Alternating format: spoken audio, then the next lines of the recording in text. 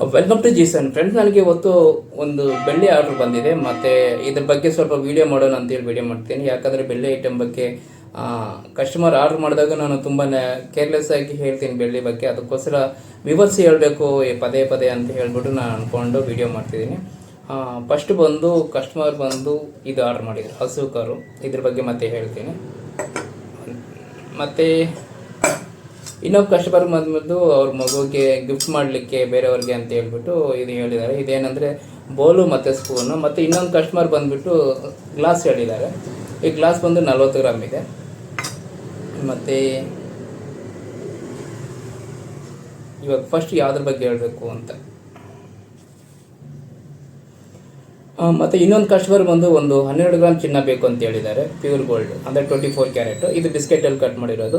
ಮತ್ತು ಇನ್ನೊಂದು ಕಸ್ಟಮರ್ ಬಂದು ನಮಗೆ ಒಂದು 3 ಗ್ರಾಮ್ ಸಮಥಿಂಗ್ ಹೇಳಿದ್ದಾರೆ ಕಸ್ಟಮರು. ಅಂದರೆ ಅವರು 20,000 ಅಮೌಂಟ್ ಫೋನ್ಪೇ ಮಾಡಿದರು. ಅವರಿಗೆ ಚಿನ್ನ ತೆಗೆದಿಡಿ 20,000ಕ್ಕೆ ಅಂತ ಹೇಳಿದರು. ಜ್ಯುವೆಲ್ರಿ ಏನು ಬೇಕಿಲ್ಲ, ಬರೀ ಚಿನ್ನ ಬೇಕು ಅಂತ ಹೇಳಿದರು. ಅದಕ್ಕೋಸ್ಕರ ಇದು ಟೋಟಲ್ ಬಂದು 15 ಗ್ರಾಮ್ ಇದೆ ಇದು ಚಿನ್ನ. ಇದು ಒಬ್ಬರಿಗೆ 12 ಗ್ರಾಮ್ ಹೋಗುತ್ತೆ, ಇನ್ನೊಬ್ಬರಿಗೆ 3 ಗ್ರಾಮ್ ಸಮಥಿಂಗ್ ಹೋಗುತ್ತೆ. ಇದು 18 ಗ್ರಾಮ್ ಇದೆ. ಅವ್ರಿಗೆ ಕಟ್ ಮಾಡಿ ನಾನು ಕೊಡ್ತೀನಿ.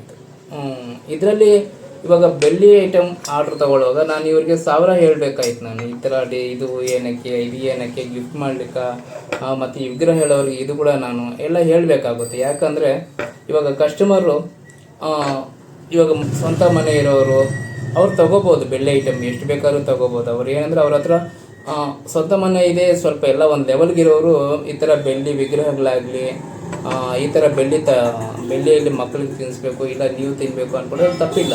ಸ್ವಂತ ಮನೆ ಸ್ವಲ್ಪ ಸೆಟ್ಲ್ ಆಗಿರೋರಿಗೆ ಯಾವುದೇ ಥರ ತೊಂದರೆ ಇಲ್ಲ. ಯಾಕಂದರೆ ಇವಾಗ ಮನೆಗೆ ಇವಾಗ ಎಕ್ಸಾಂಪಲ್ ಇದು ಹೇಳ್ತೀನಿ, ಇದು ಗಣೇಶ, ಹಸು, ಕರು ಇವೆಲ್ಲ ಗಟ್ಟಿವು, ಒಂದೊಂದು ಬಂದು 8,000 10,000 ಹಂಗಾಗುತ್ತೆ ಅವು. ಮತ್ತು ನಾನು ಹೇಳೋದೇನೆಂದರೆ ಇಂಥವರು ಇವಾಗ ದೇವ್ರ ಮನೆ ಅಂದ್ರೇ 1 ಲಕ್ಷ ಇನ್ವೆಸ್ಟ್ ಮಾಡಿರ್ತಾರೆ. ಅವ್ರನ್ನ ನಾವು ಪೂಜೆ ಇಡೋಕ್ಕೆ ನೀವು ಬೆಳ್ಳಿಯಲ್ಲಿ ಇಡಬೇಡಿ, ಮಾಮೂಲಿ ಫೋಟೋಗಳು ಹಾಕ್ಕೊಳ್ಳಿ ಸಾಕು ಅಂತ ಹೇಳಿದ್ರೆ ಅದು ಕರೆಕ್ಟ್ ಅಲ್ಲ. ಆ ಮನೆಗೆ ತಕ್ಕಂಗೆ ಅವ್ರು ಬೆಳ್ಳಿದು ಇಟ್ಕೊಂಡ್ರೆ ಅದು ತಪ್ಪಿಲ್ಲ, ಅದು ಇಡಲೇಬೇಕು. ಅದು ಆವಾಗಲೇ ಆ ಮನೆ ಅಷ್ಟು ಕಷ್ಟ ಬಿದ್ದವ್ರು ಕಟ್ಟಿದ್ದೇ ಅಲ್ಲ, ಅದಕ್ಕೆ ಲುಕ್ ಬರಬೇಕಂದ್ರೆ ಬೆಳ್ಳಿ ಐಟಮ್ ಇರಬೇಕು. ಅದನ್ನು ನಾನು ಬೇಡ ಅಂತಿಲ್ಲ. ಅದು ಕಲಶ ಆಗಿರ್ಬೋದು, ಮಂದಹಾಸ ಆಗಿರ್ಬೋದು, ದೀಪಗಳಾಗಿರ್ಬೋದು, ಅವ್ರು ಎಷ್ಟೇ ಇನ್ವೆಸ್ಟ್ ಮಾಡಿದ್ರು ತಪ್ಪಿಲ್ಲ. ಇರೋರು ಇಲ್ಲದೇ ಇರೋರು ನಾನು ಹೇಳೋದೇನೆಂದರೆ, ಇವಾಗ ನೀವು ಬಾಡಿಗೆ ಮನೆಗೆ ಇರ್ತೀರಾ, ಇಲ್ಲ ಲೀಸ್ಗೆ ಇರ್ತೀರಾ, ನಿಮ್ಮ ಹತ್ರ ಒಂದು ಮಿನಿಮಮ್ ಒಂದು 100 ಗ್ರಾಮ್ 200 ಗ್ರಾಮ್ ಚಿನ್ನ ಇಲ್ಲ ಅಂತ ಅನ್ನೋವಾಗ ನೀವು ಈ ಥರ ಬೆಳ್ಳಿ ಐಟಮ್ ಮೇಲೆ ಯಾವುದೇ ಥರ ಇನ್ವೆಸ್ಟ್ ಮಾಡೋಕ್ಕೆ ಹೋಗಬೇಡಿ. ಇಂಥ ಬೋಲು, ಸ್ಪೂನು ಇದು ಅಷ್ಟೇ ಗಿಫ್ಟ್ ಮಾಡಲಿಕ್ಕೆ. ಇದ್ರ ಬದಲು ನೀವು ಯಾರಾದ್ರೂ ಗಿಫ್ಟ್ ಮಾಡಿ, ಇವಾಗ ಇದು ಒಂದು 5,000ದಲ್ಲಿ ತಂದುಕೊಡಿ ಅಂತ ಹೇಳಿದ್ರು ಕಸ್ಟಮರು. ನಾವು 5,000ದಲ್ಲಿ ಗಿಫ್ಟ್ ಮಾಡ್ಬೇಕು ಅಂದ್ಕೊಂಡಿದ್ದು, 5,000ದಲ್ಲಿ ತಂದುಕೊಡಿ ಅಂತೇಳಿ. ಇದು 6,000 ಆಗುತ್ತೆ ಇವಾಗ. ಯಾಕಂದರೆ 5,000ದಲ್ಲೇ ಸಿಗಲ್ಲಲ್ಲ, ಸ್ವಲ್ಪ ಹೆಚ್ಚು ಕಡಿಮೆ ಆಗುತ್ತೆ. ಕಸ್ಟಮರ್ ಬಜೆಟ್ ಹೇಳ್ತಾರೆ ಅಷ್ಟೇ. ನಾವು ಅದನ್ನು ಅಲ್ಲಿ ಅಂಗಡಿ ಹೋದ್ಮೇಲೆ ಯಾವುದು ಸರ್ ಹೋಗುತ್ತೆ ಅಂತ ನೋಡಿ ಅದು ಸಿಮಿಲರ್ ಆಗಿ ತೊಗೊಂಡು ಬರ್ತೀವಿ. ಅದು ಸ್ವಲ್ಪ ಜಾಸ್ತಿ ಆಗುತ್ತೆ. ಇವಾಗ ಇದು 6 ಗ್ರಾಮ್ 6,000 ಆಯಿತು.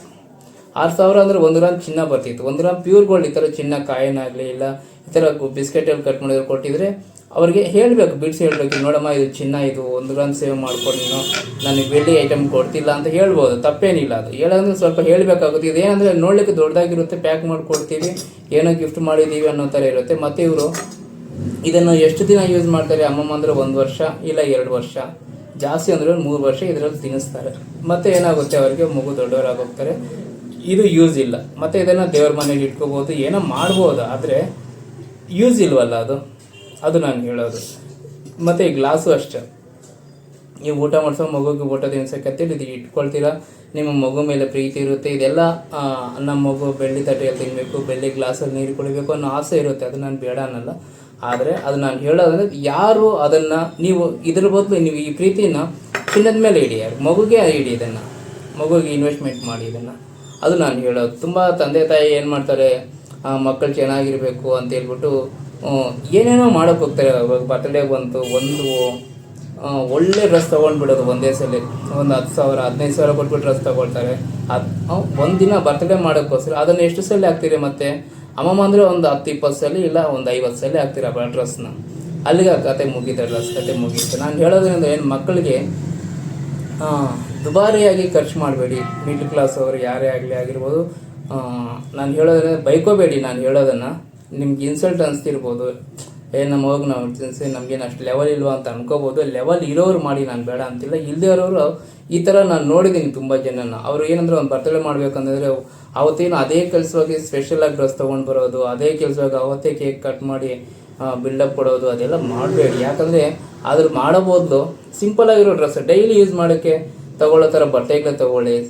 ಮಿಡ್ಲ್ ಕ್ಲಾಸ್ ಅವ್ರು ಆಗಿರ್ಬೋದು, ಸ್ವಲ್ಪ ಲೋ ಕ್ಲಾಸ್ ಅವ್ರು ಆಗಿರ್ಬೋದು, ಯಾರೇ ಆಗಿರ್ಬೋದು. ನಾನು ಹೇಳೋದ್ರೆ ಲೆವೆಲ್ ಇಲ್ಲದೆ ಇರೋರು ಮಾಡಬೇಡಿ ಅದನ್ನು ಅಂಥವ್ರೆಲ್ಲ ಚಿನ್ನ ತಗೊಳ್ಳಿ, ತುಂಬ ಒಳ್ಳೆಯದು. ಜ್ಯುವೆಲ್ರಿ ಕೂಡ ತಗೋಬೇಡಿ. ಮತ್ತೆ ಉಂಗುರ ಗಿಫ್ಟ್ ಮಾಡಬೇಕು ಅಂದ್ಕೊಳ್ಳೋದು, ವಾಲ ಗಿಫ್ಟ್ ಮಾಡಬೇಕು ಅಂದ್ಕೊಳ್ಳೋದು. ಓದೋ ಮಕ್ಕಳಿಗೆ ಅವೆಲ್ಲ ಏನೂ ಬೇಕಿಲ್ಲ. ವಾಲೇನೂ ಬೇಕಿಲ್ಲ, ಚೈನು ಬೇಕಿಲ್ಲ, ಉಂಗುರ ಬೇಕಿಲ್ಲ, ಏನೂ ಬೇಕಿಲ್ಲ. ಓದೋ ಮಕ್ಕಳಿಗೆ ಇನ್ವೆಸ್ಟ್ ಮಾಡಿ. ಬರ್ತ್ಡೇಗೆಲ್ಲ ನೀವು ಚಿನ್ನಾನ ಕೊಡಿ, ತುಂಬ ಒಳ್ಳೆಯದಾಗುತ್ತೆ. ಅದು ನಿಜವಾದ ಪ್ರೀತಿ, ನೀವು ಕಾಳಜಿ ತೋರಿಸಂಗೆ ಜವಾಬ್ದಾರಿ ಇರೋ ಕೆಲಸ ಇದು, ಚಿನ್ನ ತೆಗೆದಿಡೋದು. ಇದನ್ನು ಮಾಡಿ. ಯಾಕಂದರೆ ನನಗೆ ತುಂಬ ಬಾಧೆ ಆಗುತ್ತೆ ಈ ಥರವೆಲ್ಲ ಕೊಡ್ತಿರುವಾಗ. ಇದನ್ನು ನಾನು ಅಂಗಡಿಯಲ್ಲಿ ನಾನು ಬಿಸ್ನೆಸ್ ಕಳ್ಕೊಳ್ತಿಲ್ಲ. ಇದನ್ನು ನಾನು ಏನಂದರೆ ಇದರಲ್ಲಿ ನನಗೆ ಬಂದರೆ ಲಾಭ ಅಂದರೆ ಅಮ್ಮಮ್ಮ ಅಂದರೆ ಒಂದು 500 ರೂಪಾಯಿ ಬರುತ್ತೆ. 500 ರೂಪಾಯಿಗೋಸ್ಕರ ನನಗೆ ಬರುತ್ತೆ ಲಾಭ. ಆದರೆ ಕಸ್ಟಮರ್ಗೆ ಗಿಫ್ಟ್ ಕೊಡಬೇಕಾಗಿರೋದು, ಇಲ್ಲ ಯೂಸ್ ಮಾಡೋರಿಗೆ ಏನಾಗಿರ್ಬೋದು. ಇವಾಗ ಅದೇ 1 ಗ್ರಾಮ್ ಚಿನ್ನ ತೆಗೆದಿಟ್ಕೊಂಡಿದ್ರೆ ಅವ್ರಿಗೆ ಒಂದು ವರ್ಷಕ್ಕೆ ಒಂದೊಂದು 7,000ನೋ 6,500ನೋ ಹಂಗಾಗೋದು. ಇದು ಬರ್ತಾ ಬರ್ತಾ ಮೈನಸ್ ಆಗುತ್ತೆ. ಯಾಕಂದರೆ ಮೇಕಿಂಗ್ ಚಾರ್ಜ್ ಹೋಗುತ್ತೆ, ಇದೆಲ್ಲ ಲಾಸ್ ಆಗುತ್ತೆ. ಇವಾಗ ವಿಗ್ರಹಗಳು ಅಷ್ಟೇ, ಇದೆಲ್ಲ ತುಂಬ ಗಟ್ಟಿ ಇದೆ. ಇದು ಒಂದು 90 ಗ್ರಾಮ್ ಸಮಥಿಂಗ್ ಎಷ್ಟೋ ಇದೆ, ಇಲ್ಲ 80 ಗ್ರಾಮ್ ಸಮಥಿಂಗ್ ಎಷ್ಟೋ ಇದೆ. ಇದು ಬಂದು 130 ಗ್ರಾಮ್ ಅಷ್ಟಿದೆ. ಇದು ನಾನು ಹೇಳಿದ್ನಲ್ಲ, ಇವಾಗ ಮಿಡ್ಲ್ ಕ್ಲಾಸ್ ಅವರು ಇದನ್ನು ಮತ್ತೆ ಇವಾಗ ಇದಕ್ಕೆಲ್ಲ ಒಂದು 20,000 ಇನ್ವೆಸ್ಟ್ಮೆಂಟ್ ಅಂದ್ಕೊಳ್ಳಿ, ಎರಡಕ್ಕೂ ಸೇರಿ 20,000. ನೀವೇನಾದ್ರೂ ಬಾಧೆ ಬರೋದು ಬೇಡ, ಬಂತು ಅಂತ ಅಂದ್ಕೊಳ್ಳಿ. ಏನಾದರೂ ಎಮರ್ಜೆನ್ಸಿಗೆ ಕಾಸು ಬೇಕಾಗಿತ್ತು, ಇಲ್ಲ ಏನೋ ಒಂದು ಒಳ್ಳೆ ಕೆಲಸಕ್ಕೆ ಕಾಸು ಬೇಕಿತ್ತು ಅಂದ್ರೆ ಈ ದೇವ್ರ ಮನೇಲಿ ಇರೋದು ಎತ್ಕೊಂಡೋಗಿ ನೀವು ಗಿರ್ವಿ ಇಡೋಕ್ಕಾಗುತ್ತಾ, ಇಲ್ಲ ಮಾರೋಕ್ಕಾಗುತ್ತಾ? ನಿಮ್ಗೆ ಎಷ್ಟು ಮಾನಸಿಕವಾಗಿ ಬಾಧೆ ಬೀಳ್ತೀರಾ? ಆ ಥರ ಮಾಡಬೇಡ. ಅದೇ ಬದಲು ಈ ಥರ ಚಿನ್ನ ತೆಗೆದಿಟ್ಕೊಂಡ್ರೆ ನಿಮಗೆ ಏನ ಕಷ್ಟಕ್ಕಾಗಲಿ ಸುಖಕ್ಕಾಗಲಿ ಚಿನ್ನ ನಿಮ್ಮ ಜೊತೆ ಇರುತ್ತೆ, ಆರಾಮಾಗಿ ಮಾರ್ಬೋದು. ಮತ್ತು ತುಂಬ ಜನ ಏನು ಅಂದ್ಕೊಳ್ತಾರೆ ಅಂದರೆ, ಈ ಥರ ಬಿಸ್ಕೆಟ್ ತೊಗೊಂಡ್ರೆ ಮತ್ತೆ ಬ್ಯಾಂಕಲ್ಲಿ ಗಿರ್ವಿ ಇಡೋಕ್ಕಾಗಲ್ಲ ಅಂತ ಅಂದ್ಕೊಳ್ತಾರೆ. ಅದು ತಪ್ಪೋದು.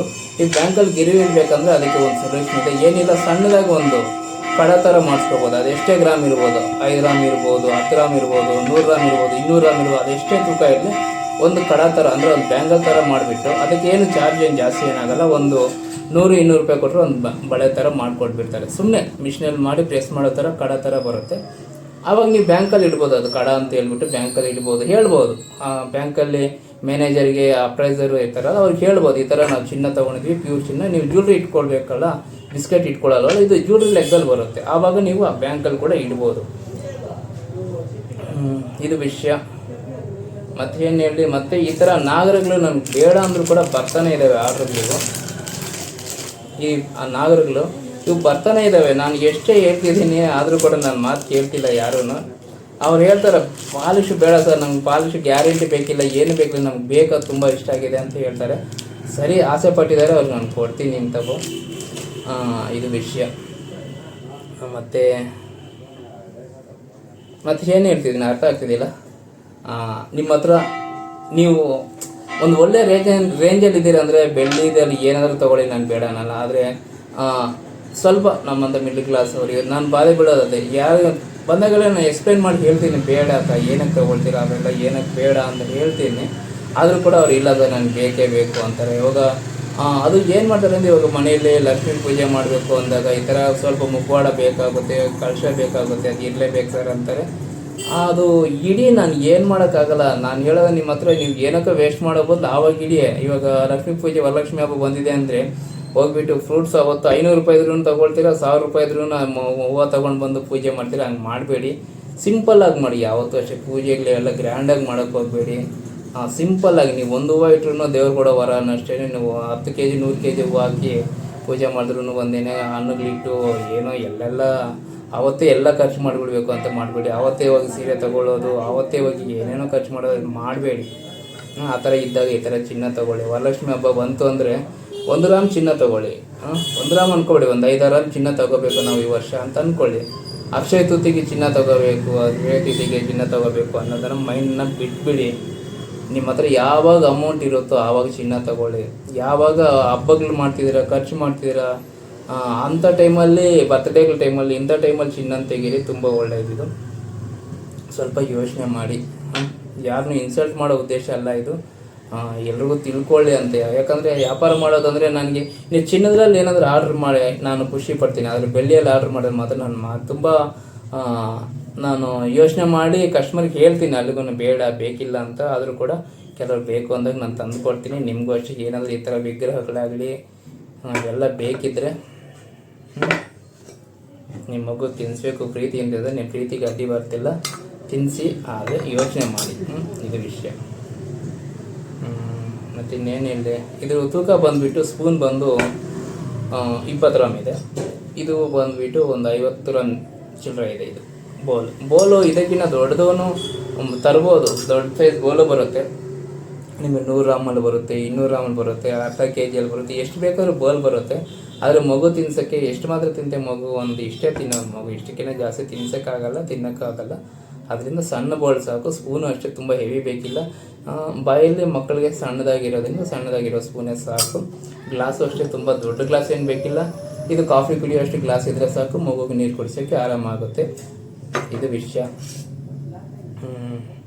ನನಗೆ ಆಲ್ರೆಡಿ ಕೇಳ್ತಿರ್ತಾರೆ, ನನಗೆ ಬೆಳ್ಳಿ ತಟ್ಟೆ ಬೇಕು ಆ ಥರ ಈ ಥರ ಅಂತ ಕೇಳ್ತಿದ್ದಾಗ ನಾನು ಅವ್ರಿಗೆ ಹೇಳೋದು ಅದೇನೆ, ನೀವು ಏನು ಮಾಡ್ತೀರಾ ಅಂತ, ನೀವು ಕೆಲಸ ಏನು ಮಾಡ್ತೀರಾ, ನೀವು ಎಷ್ಟಿದೆ ನಿಮ್ಮ ಮನೇಲಿ ಚಿನ್ನ ಇದಕ್ಕೆ ಹೇಳ್ತೀನಿ ನಾನು ಫಸ್ಟು. ಅವ್ರು ಕನ್ಫ್ಯೂಸ್ ಆಗ್ತಾರೆ, ನೀವು ಬೆಳ್ಳಿ ಬಗ್ಗೆ ಮಾತಾಡಿ ನಮ್ಮ ಹತ್ರ ಚಿನ್ನದ ಬಗ್ಗೆ ಕೇಳ್ತಿದ್ದೇನೆ ಅಂತ. ನಾನು ಹೇಳೋಕ್ಕೆ ಏನಂದರೆ ಸ್ವಲ್ಪ ಬಿಡಿಸಿ ಹೇಳ್ತೀನಿ, ಯಾರಾದ್ರೂ ಇದ್ರೆ ಆ ಥರ ಬೇಜಾರು ಮಾಡ್ಕೋಬೇಡಿ. ಲಾಸ್ಟ್ ಟೈಮ್ ಒಬ್ಬರು ಕಸ್ಟಮರ್ ಏನು ಸರ್ ನಮ್ಮ ಅಷ್ಟು ಹೋಗ್ತಾ ಇಲ್ವಾ ಅಂತೇಳಿ ಅಂದ್ಕೊಂಡು ಫೀಲ್ ಆದರೂ ನೀವು ಫೀಲ್ ಆಗಬೇಡಿ ಮೇಡಮ್, ದಯವಿಟ್ಟು. ನಾನು ಹೇಳಿದ್ದೇನೆಂದರೆ ನಿಮಗೆ ಅರ್ಧ KG ತಟ್ಟೆ, 3/4 KG ಕಲಶ ಬೇಕು, ಈ ಥರ ಬೇಕು ಅಂದಾಗ ನಿಮ್ಮ ಸ್ವಂತ ಮನೆ ಇದೆಯಾ ಅಂತ ಕೇಳಿದೆ ನಾನು. ಯಾಕೆ ಹಂಗೆ ಕೇಳ್ತಿದ್ದೀರಾ ಅಂದರು. ನಾನು ಹೇಳಿದೆ, ನೀವು ಮನೆ ಶಿಫ್ಟ್ ಮಾಡಿದ್ರೆ ಮತ್ತೆ ಆ 3/4 KGದು ಕಲಶ ಎತ್ಕೊಂಡು ನೀವು ಎಲ್ಲಿ ಇಟ್ಕೊಳ್ತೀರಾ, ಮತ್ತೆ ಎತ್ಕೊಂಡು ಬೀರೋದಲ್ಲಿ ಇರ್ತೀರಾ, ಅದು ಬೀರೋದಲ್ಲೇ ಇರುತ್ತೆ, ಅದು ಹಂಗೆ ಇರುತ್ತೆ ಮೇಡಮ್, ಬೇಕಿಲ್ಲ. ಅದ್ರ ಬದಲು ಚಿನ್ನದ ಏನಾದ್ರು ತೊಗೊಳ್ಳಿ, ಯೂಸ್ ಮಾಡ್ತೀರಾ, ನೀವು ಬೀರೋದಲ್ಲಿ ಇಟ್ಟರೆ ಯಾವಾಗ ಅದಕ್ಕೆ ಅರ್ಥ ಇರುತ್ತೆ ಅಂತ ಹೇಳಿದೆ. ಸರಿ ಅಂತೇಳಿ, ಸರಿ ಯೋಚನೆ ಮಾಡ್ತೀವಿ, ಆಯಿತು. ನಾನು ಅಷ್ಟು ದೂರ ಯೋಚನೆ ಮಾಡಿಲ್ಲ ಅಂತೇಳಿ ಮತ್ತೆ ಸಮಾಧಾನ ಆಯಿತು. ಓಕೆ, ಇದು ವಿಷಯ. ವಿಡಿಯೋ ಇಷ್ಟ ಆಗಿದ್ರೆ ಲೈಕ್ ಮಾಡಿ, ಶೇರ್ ಮಾಡಿ, ಕಾಮೆಂಟ್ ಮಾಡಬೇಡಿ. ಮಾಡಬೇಕಂದ್ರೆ ನಿಮ್ಗೆ ಏನಾದರೂ ತಪ್ಪು ಅನಿಸಿದರೆ ತಪ್ಪು ಅಂತೇಳಿ, ರೈಟ್ ಅಂದರೆ ರೈಟ್ ಅಂತ ಕೇಳಿ. ಮತ್ತು ತೂಕಗಳು ಎಷ್ಟಾಗುತ್ತೆ, ಬೆಳ್ಳಿ ರೇಟ್ ಏನಿದೆ, ಇದೆಲ್ಲ ಕೇಳೋಕ್ಕೆ ನಾನು ವಾಟ್ಸಪ್ ನಂಬರ್ ಕೊಟ್ಟಿದ್ದೀನಿ. ವಾಟ್ಸಪ್ ಮಾಡಿ, ಫಸ್ಟ್ ವಾಟ್ಸಪ್ ಮಾಡಿಬಿಡಿ, ಡೀಟೇಲ್ ಕಳಿಸ್ಬಿಡಿ, ಫೋಟೋ ಕಳಿಸ್ಬಿಡಿ, ಮತ್ತು ಫೋನ್ ಮಾಡಿ ಈ ಥರ ಕಳಿಸಿದ್ದೀವಿ ನೋಡಿ ಅಂತ. ಮತ್ತು ಏನಾದರೂ ಸುಮ್ಮನೆ ತಿಳ್ಕೊಬೇಕು ಅಂತ ಮಾತ್ರ ಪದೇ ನನಗೆ ಫೋನ್ಗಳು ವಾಟ್ಸಪ್ ಮಾಡಿಬಿಡಿ ದಯವಿಟ್ಟು ಪ್ಲೀಸ್, ತುಂಬ ತಡ ಕೆಟ್ಟೋಗುತ್ತೆ. ನಾನು ನಿಮಗೆ ಜ್ಯುವೆಲ್ರಿ ಬೇಕು, ಆರ್ಡ್ರ್ ಮಾಡಿಸ್ತೀವಿ ಅನ್ನೋಂಗಿದ್ರೆ ಮಾತ್ರ ನನಗೆ ಕಾಲ್ ಮಾಡಿ. ಇಲ್ಲ ನೀವು ಎಲ್ಲರೂ ತಗೊಳ್ತಿದ್ದೀರಾ ಅಂತಂದ್ರೆ ಕೇಳಬೇಕಂದ್ರೆ ಸ್ವಲ್ಪ ಇನ್ಫಾರ್ಮೇಷನ್ ಕೇಳಿ ನಾನು ಹೇಳ್ತೀನಿ. ಅಷ್ಟು ಬಿಟ್ಟರೆ 20 ಗ್ರಾಮ್ಗೆ ಎಷ್ಟಾಗುತ್ತೆ, 30 ಗ್ರಾಮ್ಗೆ ಎಷ್ಟಾಗುತ್ತೆ, ನೆಕ್ಲೆಸ್ ಎಷ್ಟಾಗುತ್ತೆ, 15 ಗ್ರಾಮಲ್ಲಿ ನೆಕ್ಲೆಸ್ ಕಳಿಸಿ, 30 ಗ್ರಾಮಲ್ಲಿ ನೆಕ್ಲೆಸ್ ಕಳಿಸಿ, ಈ ಥರ ಫೋಟೋಗಳು ಕೇಳಬೇಡಿ. ಪಿಂಟ್ರೆಸ್ಟ್ ಆ್ಯಪ್ ಡೌನ್ಲೋಡ್ ಮಾಡ್ಕೊಳ್ಳಿ, ಇಲ್ಲ ನಮ್ಮ ವೆಬ್ಸೈಟ್, ನಮ್ಮ ಫೇಸ್ಬುಕ್ ಪೇಜು, ಇನ್ಸ್ಟಾಗ್ರಾಮ್ ಪೇಜು, ಯೂಟ್ಯೂಬಲ್ಲಿ ನೋಡಿ. ನಿಮ್ಗೆ ಏನಾದರೂ ನಾನು ತಗೊಂಡಿದ್ರೆ ಅದರಲ್ಲಿ ಪೋಸ್ಟ್ ಮಾಡಿರ್ತೀವಿ, ನಿಮ್ಗೆ ಇಷ್ಟ ಆಗೋದನ್ನು ಆರ್ಡ್ರ್ ಮಾಡಿ. ಇಲ್ಲ ನೀವು ಎಲ್ಲರೂ ತೊಗೊಂಡಿರೋ ಫೋಟೋ ಇದ್ದರೆ ಅದನ್ನು ಕಳಿಸಿ, ನಾನು ಡೀಟೇಲ್ ಕೊಡ್ತೀನಿ. ಮತ್ತು ಈ ಥರ ಆಂಟಿಕಲ್ಲಿ ಬರುತ್ತೆ, ಈ ಥರ ಬೇಕಾದ್ರೆ ವಿಗ್ರಹಗಳು ಕೊಡ್ತೀನಿ. ಅದಕ್ಕೆ ನಾನು ಮೊದಲೇ ಹೇಳ್ತಿದ್ದೀನಿ, ನೀವು ಚೆನ್ನಾಗಿರೋರು ಮಾತ್ರ ಇನ್ವೆಸ್ಟ್ ಮಾಡಿ ಬೆಳ್ಳಿ ಮೇಲೆ. ನೀವು ಎಂಥ ಬಡವರೇ ಆಗಿರಲಿ ಚಿನ್ನದ ಮೇಲೆ ಇನ್ವೆಸ್ಟ್ ಮಾಡಿ, ಇದು ಒಳ್ಳೆ ಕೆಲಸ. ಇದು ನೀವು 1 ಗ್ರಾಮ್ ತೊಗೊಂಡ್ರು ಸಂತೋಷನೇ, 100 ಗ್ರಾಮ್ ತೊಗೊಂಡ್ರು ಸಂತೋಷನೇ. ಬಡವರು ದುಡ್ಡಿರೋರು ಬೇಕಾದ್ರೆ ಜ್ಯುವೆಲ್ರಿ ಮಾಡಿಸಿ, ಅಂದರೆ ನಿಮ್ಮ ಹತ್ರ ಜ್ಯುವೆಲ್ರಿ ಇರಬೇಕು, ದುಡ್ಡಿದ್ದು ಮತ್ತು ಜ್ಯುವೆಲ್ರಿ ಇಲ್ಲದೆ ಇದ್ರೆ ದರಿದ್ರವಾಗಿರುತ್ತೆ, ಆ ಥರ ಬೇಡ. ನಿಮ್ಮ ಹತ್ರ ನೀವು ಸ್ವಲ್ಪ ಚೆನ್ನಾಗಿದ್ದೀರ ಅಂದರೆ, ಚೆನ್ನಾಗಿಲ್ಲ ಅಂದರೂ ಕೂಡ ಮಿನಿಮಮ್ ಒಂದು ಮನೆಯಲ್ಲಿ ಒಂದು 10-15 ಜೊತೆ ವಾಲೆಗಳಿರಬೇಕು, ಉಂಗುರಗಳು ಒಂದು 10-15 ಥರ ಉಂಗುರಗಳಿರಬೇಕು, ನೆಕ್ಲೆಸ್ಗಳು ಒಂದು 2-3 ಥರ ಇರಬೇಕು, ಜುಮ್ಕಾಗಳು, ಈ ಥರ ಏನೇ ಮಾಡಿಸಿ ನೀವು. ಅದು ಎಷ್ಟು ಜಾಸ್ತಿ ಇದ್ರೂ ತಪ್ಪಿಲ್ಲ. ಬೀರೋ ತುಂಬ ಸೀರೆಗಳು ಜೋಡಿಸ್ಬಿಡಬೇಡಿ, ಬೀರೋ ತುಂಬ ಜ್ಯುವೆಲ್ರಿ ಜೋಡಿಸಿ. ಯಾಕೆ ಹೇಳ್ತಿದ್ದೀನಿ ಅಂದರೆ, ಒಬ್ಬೊಬ್ರು ಮನೆಯಲ್ಲಿ ಇರ್ತವೆ ಸೀರೆಗಳಿರ್ತವೆ, ಸುಮಾರು ಅಂದರೆ 100-200 ಸೀರೆಗಳಿರ್ತವೆ. ಉಡೋದು ನೋಡಿದ್ರೆ ನೈಟಿ ಹಾಕ್ಕೊಳ್ತಾರೆ, ಇಲ್ಲ ಡ್ರೆಸ್ ಹಾಕ್ಕೊಳ್ತಾರೆ. ಸೀರೆಗಳು ಮಾತ್ರ ಹಂಗೆ ಜೋಡಿಸ್ಕೊಂಡು ಅದಕ್ಕೆ ಬ್ಲೌಸ್ಗಳೆಲ್ಲ ಜೋಡಿಸ್ಕೊಂಡು ಹೋಗಿರ್ತಾರೆ, ಸೀರೆ ಮಾತ್ರ ಉಡಲ್ಲ. ಆ ಥರ ಸೀರೆಗೆ ಇನ್ವೆಸ್ಟ್ ಮಾಡಬಹುದು, ಚಿನ್ನದ ಮೇಲೆ ಮಾಡಿ, ಚೆನ್ನಾಗಿರುತ್ತೆ. ಇದು ವಿಷಯ.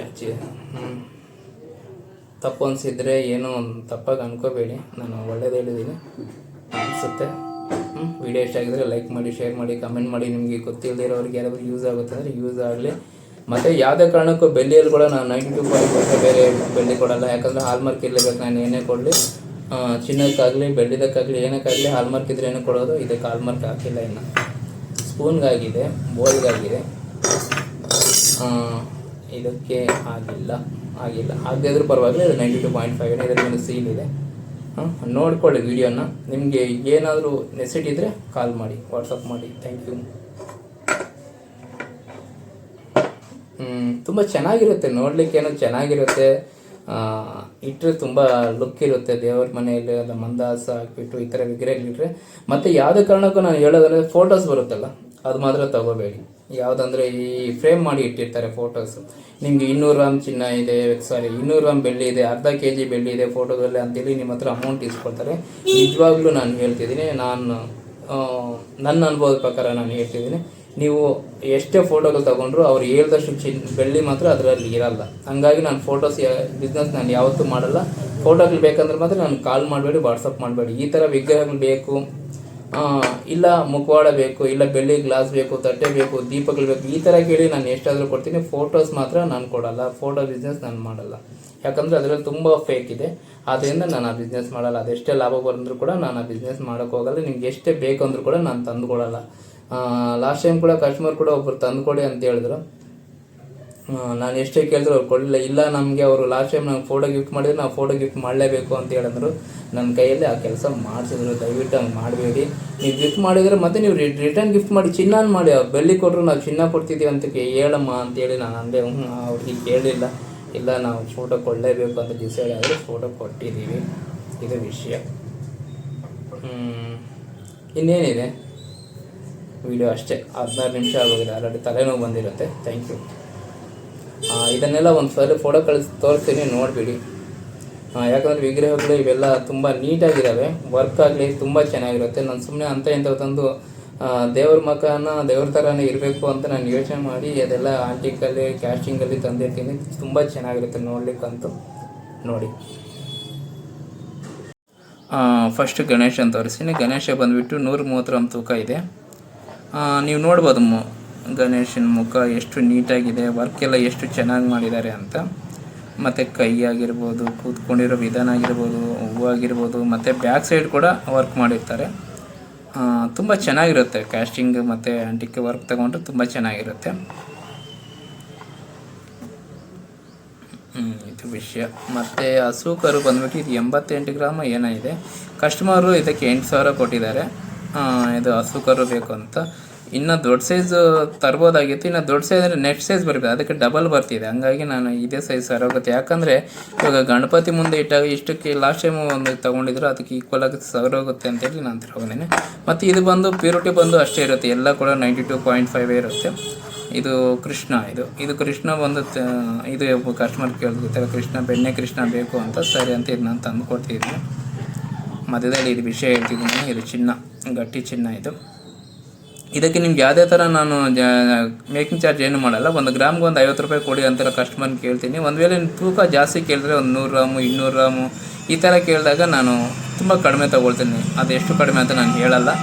ಜಾಸ್ತಿ ತೊಗೊಳ್ತೀನಿ ಅಂದರೆ ಒಂದು 50 ರೂಪಾಯಿ ತೊಗೊಳ್ತೀನಿ ಇವರೇ. ಇದಂತ ನಾನು ಕಸ್ಟಮರ್ ಎಲ್ಲನೂ ವೀಡಿಯೋದಲ್ಲಿ ಹೇಳ್ಕೊಂಡು ಹೋಗ್ತಿದ್ರೆ ಏನೈತೆ ಆಗ್ತದೆ ಅಂದರೆ ಬಿಸ್ನೆಸ್ ನಾನು ಮಾಡ್ತೀನಿ ಅಂತ ಈ ರೇಂಜ್ಗೆ ಅಂತೇಳಿ ಮಾಡ್ತಿದ್ದಾರೆ. ನನ್ನಿಂದ ಕಸ್ಟಮರ್ ಹೊಟ್ಟೋಗ್ತಿದ್ದಾರೆ.